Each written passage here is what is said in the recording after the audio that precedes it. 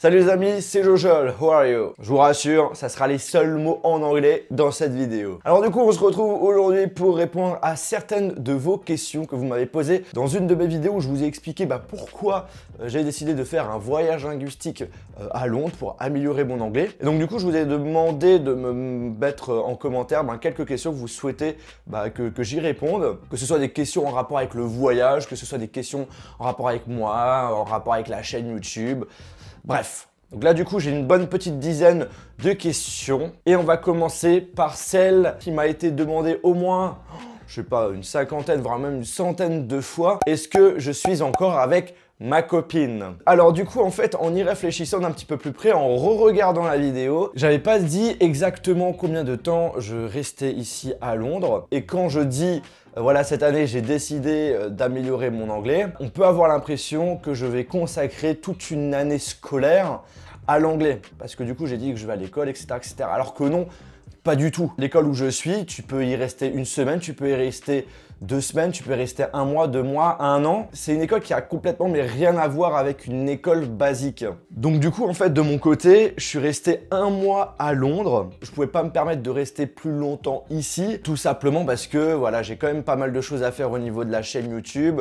J'ai aussi ma copine, du coup, j'ai aussi mon petit chat. J'ai ma famille, j'ai mes amis, donc du coup moi de mon côté je ne pouvais pas me permettre de partir plus d'1 mois de chez moi. Donc oui, je suis encore avec ma copine et ça fait bientôt 6 ans et demi qu'on est ensemble pour ceux qui veulent savoir. Après j'ai eu pas mal de questions en rapport justement de ce voyage, le coût, que ce soit au niveau de l'appartement, de l'école, comment se passe la formation, je vous réponds tout de suite. Moi de mon côté je voulais avoir quelque chose d'assez simple et pas prise de tête, donc du coup je suis tombé sur un site internet qui s'appelle Voyage Langue. Alors moi de mon côté j'ai décidé tout simplement de prendre des cours d'anglais intensifs. Alors qu'est-ce que ça veut dire intensif? C'est que on aura un petit peu plus d'heures que les autres étudiants de base. Là par exemple pour vous donner une idée, 4 semaines de cours sans le logement c'est 1593 €. Après si vous voulez être dans une famille d'accueil, c'est 2725 €. Après, si vous souhaitez être un peu plus libre, avoir un peu votre vie privée, là par exemple, c'est possible d'être en résidence. Moi, c'est ce que j'ai fait. Et ce qui est super intéressant, c'est qu'il vous propose également,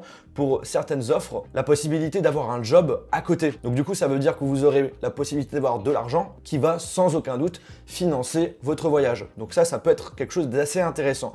Dans tous les cas, voilà, je vous mettrai le lien du site internet dans la description si vous voulez faire vos différentes recherches. Moi, ce qu'il faut savoir, c'est que de mon côté, j'en suis super content. J'ai eu aucun souci. L'appartement, comme vous l'avez vu en vidéo, ça reste petit, mais voilà, vous avez vraiment tout. La petite salle de bain, la petite cuisine, le bureau, le lit. Le lit un petit peu moins confortable que chez moi, mais bon, on va pas commencer à râler. Donc du coup, oui, ça a quand même un coût financier qui est quand même pas négligeable. Une partie des gens avec qui j'ai sympathisé, il y en a certains qui ont fait des économies. Il y en a certains qui travaillent à côté. Il y en a d'autres, c'est les parents qui les ont aidés. Et ensuite, il y en a d'autres où, par exemple, ce sont les entreprises qui ont financé leur voyage. Et ensuite, le but de cette formation en école est de t'apprendre ou de réapprendre l'anglais de A à Z. Alors, je t'explique comment ça s'est vraiment passé. Premier jour, en fait, ils vont faire un test pour connaître ton niveau. Donc, A1, A2, B1, B2, C1, C2. Et après ce test, en fait, ils vont tout simplement te mettre dans une classe qui correspond à ton niveau. Dans chaque classe, on est maximum 15 élèves. Donc du coup, je te le dis direct, il y aura de l'interaction sans aucun problème avec le professeur ou encore avec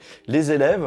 En parlant d'élèves, une grande partie, ce sont des étrangers, pas des Français. Moi, par exemple, j'avais des Japonais, des Chinois, des Colombiens, des Turcs, beaucoup de Turcs. Et donc du coup, c'est ça qui est cool, c'est que t'es en cours, t'as pas de mots en français, tout le monde est obligé de se débrouiller à parler anglais. Moi, je vous le dis direct, j'ai vraiment un niveau, j'avais un niveau très très faible. Et dans ma tête, je me suis dit, mais comment ça va se passer? Parce que du coup, le prof ne va pas du tout vous parler français. D'ailleurs, la majorité ne parle pas français. Moi, ça me stressait un peu, mais en fait, finalement, ça s'est super bien déroulé. En gros, par exemple, il y a un mot que vous connaissez pas, voilà, il va vous expliquer avec des mots plus simples ce que c'est. Et c'est justement comme ça que vous allez commencer à mémoriser plus facilement et apprendre beaucoup plus de vocabulaire que si vous commencez à faire des traductions en français. Donc du coup, en fait, les cours dépendent vraiment de ton niveau. Si tu as un niveau débutant, du coup, tu vas réapprendre plein de choses. Après, voilà, si tu as un niveau plus élevé, donc là, tu auras des cours où tu vas apprendre plus de vocabulaire, où tu vas pouvoir pratiquer plus ton oral.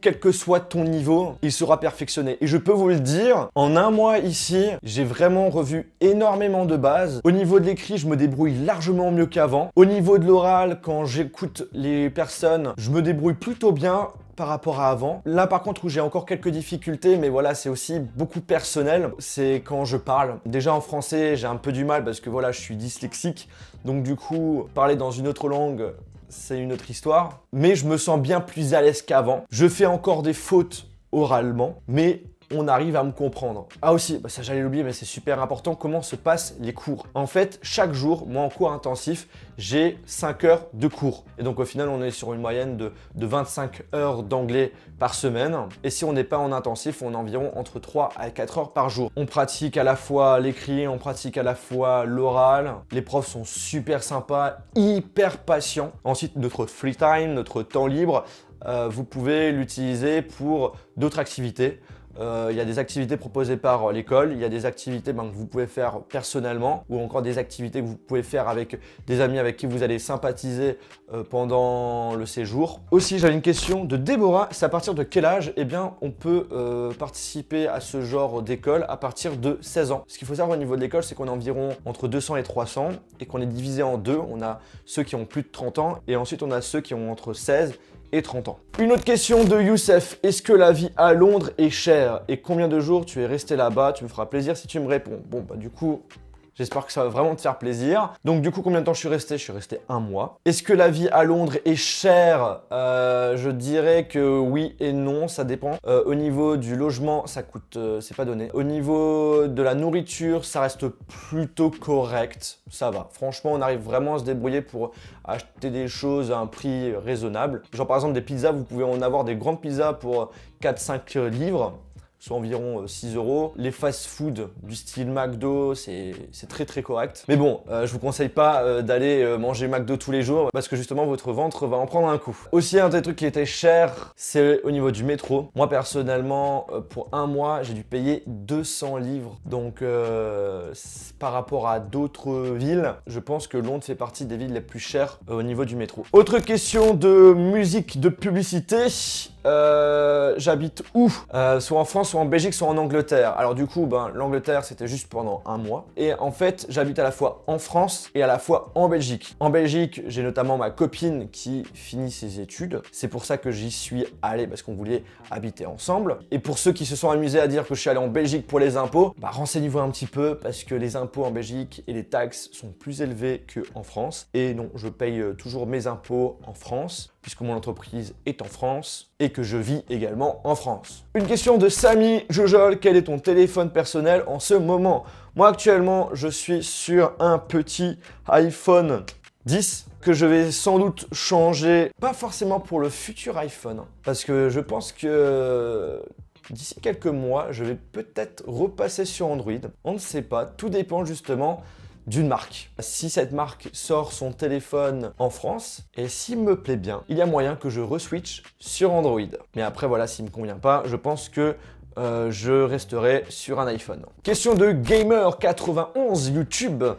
C'est quoi ton logiciel de montage préféré? Alors moi actuellement, je fais que mes montages sur Final Cut. Donc c'est le logiciel de montage vidéo d'Apple. C'est pour ça que j'ai notamment des Mac. Après avec Arnaud qui bosse également avec moi sur les vidéos, lui il est plutôt sur Premiere. Une question de Richard Compaor. Tu as un bac plus 4 dans quelle filière? Alors du coup, je vais faire un petit résumé rapide de mes études. J'ai fait un bac S avec une option sciences de l'ingénieur. Au début, je voulais être ingénieur, mais finalement, je me suis centré sur le monde du commerce. Donc du coup, j'ai décidé de faire un DUT technique de commercialisation. Dans ces DUT, il y a une matière qui m'a beaucoup plu, c'est justement la communication. Du coup, j'ai décidé de faire une licence en communication. Et puis après, j'ai décidé de faire une année de master qui s'appelle Hypermédia et communication. Donc du coup, j'ai plutôt des études centrées dans la communication. Parce que j'adore la communication. J'adore faire des vidéos, j'adore partager, j'adore discuter avec vous, j'adore discuter avec les gens. Donc voilà, la communication. Une question de Lunatic. Lunatic, quand sort la Jojol Box numéro 2? Alors, ce qu'il faut savoir, c'est qu'elle est à 80% terminée. Je sais, une grande partie des produits qui seront dedans. Et je peux vous dire que ça va être très cool. Quand elle va sortir, je pense que ça sera courant fin d'année, quand ma boutique en ligne sera bien finalisée. Et je tiens à préciser, après ouais, j'en parlerai dans une autre vidéo, que tout le projet de la box sera complètement revu. Il n'y aura plus de système d'abonnement. J'ai pas envie d'avoir ça finalement. Ensuite, il n'y en aura pas forcément tous les 2 mois. Ça sera peut-être une fois 1 mois, une fois 2 mois, une fois 3 mois. J'ai envie justement de prendre mon temps et pas être pressé pour pouvoir vous proposer la box la plus sympathique possible. Ah aussi, j'ai eu quelques petites questions sur quel est le modèle de mon casque qui est justement ici. Alors en fait, c'est tout simple. C'est un QC35 de chez Bose, la 2e version, mais qui est personnalisé. J'ai décidé tout simplement parce que voilà, je suis un fan de la couleur bleue et aussi de la couleur rouge, mais je me suis dit que le bleu, ça va peut-être passer un petit peu plus partout. Donc du coup, il est complètement personnalisé. Il a été personnalisé avec le site Colorware. Et en fait, c'est un site qui personnalise plein d'autres produits, que ce soit des AirPods, même des Nintendo Switch, plein d'autres consoles. Et donc du coup, le casque de chez Bose. Et on peut personnaliser pratiquement tout. Vous pouvez choisir les couleurs, vous pouvez choisir la texture. Là, par exemple, j'ai pris une texture mat, mais si vous voulez avoir une texture un petit peu plus brillante, vous pouvez. Et donc du coup, voilà, ça donne ça. Ce qu'il faut savoir, c'est que le prix est donc du coup un petit peu plus cher que le prix neuf. Et là, si vous avez l'intention de commander sur le site internet, ne vous étonnez pas si vous avez des frais de taxes, parce que c'est des produits qui sont envoyés des États-Unis. Et donc du coup, en Europe, on aime bien tout taxer. Et donc au final, vous pouvez avoir environ peut-être 60-70 € de frais en plus du prix que vous allez le payer. Question de Lucas, vraiment super de partir et d'avoir la volonté d'apprendre une nouvelle langue. Merci. Pourrais-tu nous dire ce qui t'a plu ou pas et parler de la vie londonienne? Est-ce qu'on commence par ce que j'ai aimé ou ce que je n'ai pas aimé? Allez, on va commencer par ce que je n'ai pas aimé. C'est toujours bien de finir avec du positif. Alors, qu'est-ce que je n'ai pas aimé à Londres? La nourriture. T'es obligé de manger dans des restaurants étrangers pour bien manger. Justement, j'ai hâte de rentrer à la maison juste pour bien manger. Même quand vous cuisinez certains produits que vous achetez au supermarché, c'est pas du tout la même chose que chez nous. C'est très bizarre. Là, par exemple, un truc tout bête, la salade. J'ai testé plusieurs salades. Je suis un fan de salade. Chaque salade avait toujours le goût de l'herbe. Oui, quand j'étais gamin, ça m'arrivait de manger de l'herbe. Qu'est-ce qu'il y a d'autres trucs que j'ai moins aimé? Peut-être le fait qu'il y a, il y a quand même pas mal de touristes. Hein. Londres, c'est quand même la 2e ville la plus touristique au monde. La première n'est pas Paris. Paris est en 3e position. En première position, c'est Bangkok. Et ouais, comme ça, t'as appris quelque chose. En tout cas, c'est un truc qui est vraiment personnel. Hein, et au niveau de l'appartement, ce que je n'ai pas aimé, c'est ce store. Parce que ce store, en fait, c'est pas du tout un rideau. Et donc, du coup, dès qu'il y a de la lumière dehors, genre là on est en été, le soleil peut-être se lève vers 5-6 heures du matin et donc du coup bah, t'es réveillé assez tôt. Et ça c'est le truc qui m'a un petit peu gêné. Sinon après le reste, vraiment beaucoup de positifs. Déjà Londres, je trouve que c'est une super belle ville, il y a plein de trucs à faire. Ils ont des bars assez sympathiques, mais par contre ne prenez jamais des bières d'ici. Les personnes que j'ai rencontrées à l'école sont super cool. Ça m'a fait vraiment plaisir de retourner en fait à l'école parce que du coup bah, j'ai pu rencontrer des personnes complètement nouveaux avec des cultures différentes, une façon de penser carrément différente. Bon, bien sûr, j'ai aussi rencontré certains Français, dont des abonnés. Bien sûr, ils étaient aussi cool. Voilà, je dirais les rencontres. J'ai beaucoup apprécié les rencontres, les petites balades. J'étais aussi content que finalement, il faisait pas si moche que ça. Et parler de la vie londonienne, ah ouais, au niveau du métro, il fait un peu chaud. Mais après voilà, c'est des petits trucs tout bêtes, mais dans tous les cas, j'étais super content de mon voyage. Voilà, bah alors du coup, je crois que j'ai répondu à une grande partie des questions que vous m'avez posées en commentaire. Moi, ce que je peux vous dire, c'est que si je devais refaire ce voyage, je le ferais sans aucun souci. Parce que c'était une expérience de ouf. Et j'ai vu que j'avais eu des améliorations. Et donc ça m'a fait super plaisir. Maintenant, j'ai la possibilité... Bon, après, voilà, il faut quand même que la personne qui est en face de moi puisse quand même utiliser un vocabulaire assez basique, qui parle normalement. Je peux tenir une conversation. Donc du coup, sur ce coup, je suis super méga content. Donc maintenant, après ce voyage, bien sûr, il faut quand même que j'enrichis encore mon anglais. Donc c'est pour ça que je vais commencer tous les jours à apprendre des nouveaux mots, à regarder plus de vidéos en anglais pour approfondir tout ça. Donc voilà, petite vidéo qui j'espère va vous plaire. Si c'est le cas, je vous invite à lâcher un pouce bleu. Et sur ce, on se retrouve dans une prochaine vidéo. Salut!